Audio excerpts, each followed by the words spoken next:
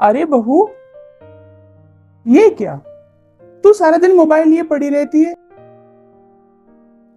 अरे जा बाहर निकल, कहीं घूम आ बेटा। घर में पड़ी पड़ी बोर नहीं होती तू?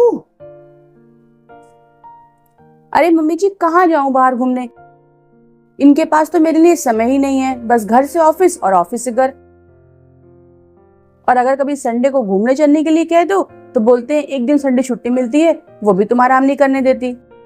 अरे बेटा, ये सिर्फ तेरे पति का हाल नहीं है, सब पतियों का यही हाल है। तेरे पापा जी ही मुझे कब अपने साथ कहीं घूमने ले आते थे। चल एक काम कर, जल्दी से तैयार हो जा। आज सास बहू दोनों चलते हैं मॉल शॉपिंग करने के लिए। सच माँ जी, आप चलेंगी बाहर मेरे साथ घूमने?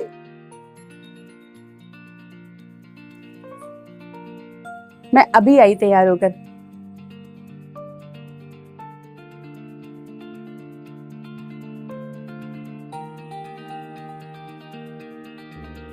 हेलो। हाँ मम्मी। बेटा, कैसा है तेरे कमर का दर्द? कुछ आराम हुआ? नहीं मम्मी, अभी कोई खास आराम तो नहीं हुआ है मुझे कमर दर्द में।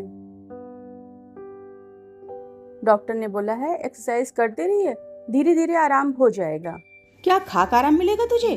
कितनी बार तुझसे कहा है कि ऑटोमेटिक मशीन खरीद ले, लेकिन एक तू है कि झुक झुक कर उसी पुरानी मशीन में कपड़े धोती है। तू माने चाहे ना माने बेटा, पुरानी मशीन में झुक झुक कर कपड़े धोने से ही तुझे कमर दर्द हुआ है। हाँ, आप चिंता मत करो, मैं ठीक हो जाऊंगी। अच्छा बेटा, एक बात बता, तूने अपनी सास से बात किया था ऑटोमेटिक मशीन खरीदने के लिए? बेटा, क्या तेरी सास के पास 15,000 रुपए भी नहीं है कि वो एक ऑटोमेटिक मशीन खरीद सके?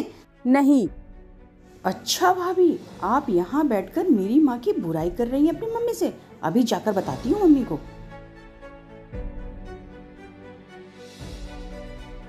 मम्मी, तुम यहाँ बैठ के आराम कर रही हो, वहाँ तुम्हारी बहू अपनी मम्मी से तुम्हारी बुराई कर रही है। अच्छा, तो क्या कह रही थी मेरी बहू अपनी माँ से? भाभी की मम्मी उनसे कह रही थी कि ऑटोमेटिक वॉशिंग मशीन खरीद लो। क्या तुम्हारी सास के पास पैसा नहीं है क्या? जानती है भाभी ने क्या कहा? भाभी ने कहा कि हाँ, मेरी सास के पास पैसा नहीं है। अरे आपकी बहू आपको गरीब कह रही है। और चढ़ाओ सर अपनी बहू को, वो आपकी बुराई करती फिर रही है समाज में। नहीं मम्मी जी। क्यों बहू, क्या कह रही है तेरी नंद? मैंने तो अपनी मम्मी से ये कहा कि नहीं मम्मी, ऐसी कोई बात नहीं है। मेरी सास तो खुद मुझे पैसा दे रही है कि जाकर ऑटोमेटिक मशीन ले आओ।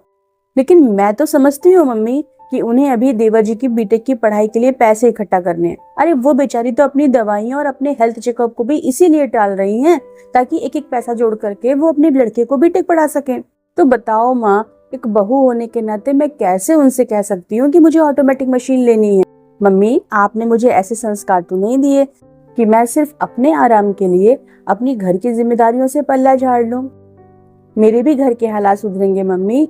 जब मेरे देवर जी अच्छी सी नौकरी पा जाएंगे तो दो कमाने वाले हो जाएंगे घर में, फिर मैं अपने ऐशो आराम पूरे करूंगी। आप चिंता मत करिए। और मेरी सास को गलत मत समझा करिए, वो बहुत अच्छी हैं, मेरा बहुत ध्यान रखती हैं।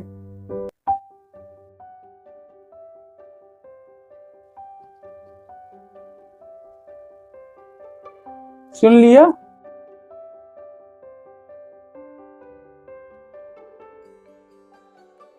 बिना पूरी बात सुने चली आई भाभी की बुराई करने।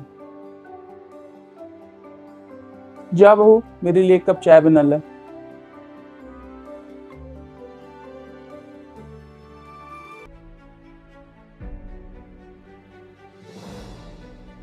आज तो तूने ये हरकत कर दी, लेकिन आज के बाद ये हरकत करना मत। बिना पूरी बात जाने मेरे पास कभी भी मेरी बहू की शिकायत लेके मत आना। मुझे पता है वो कब सही है और कब गलत। और एक बात तुझे बता दूं बेटा, मैं सारी जिंदगी नहीं रहूंगी। तेरा मायका भैया भाभी से ही है, इसलिए उसके मन में अपने प्रति कड़वाहट मत भर, वरना तेरे इस व्यवहार से वो तुझसे चिढ़ने लगेगी। आई बात समझ में?